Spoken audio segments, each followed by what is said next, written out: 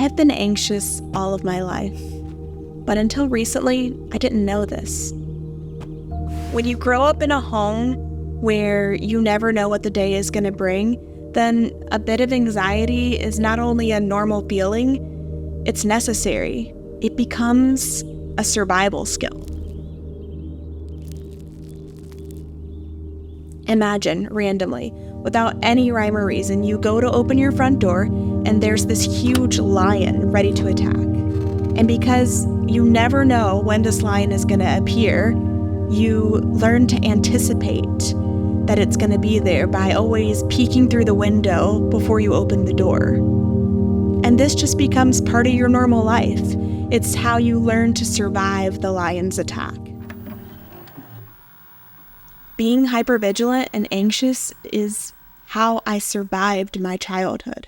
I anticipated this lion lurking around every corner, because a lion's attack isn't a fluke if you're living in a lion's exhibit.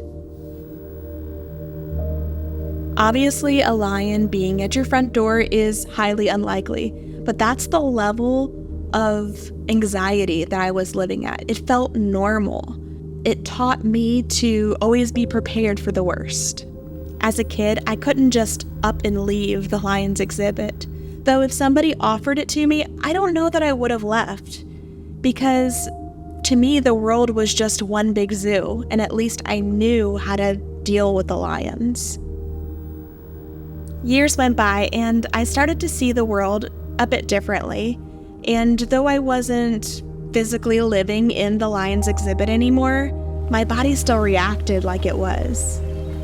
Because that level of anticipation was so normal for me, it's how I lived out my life everywhere, at home, at work, with my friends. It's actually what made me really good at my production jobs.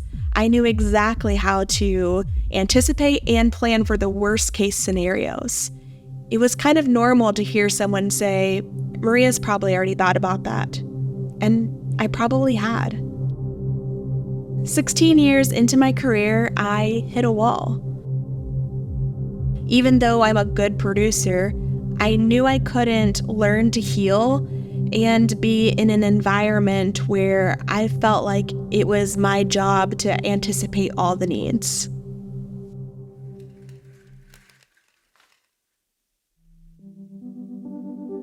For me, the last couple years of therapy have been repairing together my mind, my body, my soul, which means learning that I don't have to live with the anxiety that a lion is lurking around every corner ready to attack.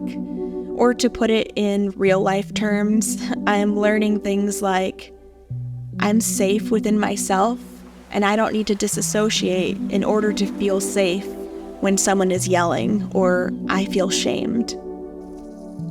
As a child, anticipating the needs around me by being able to read a room and stay a step ahead is what kept me safe.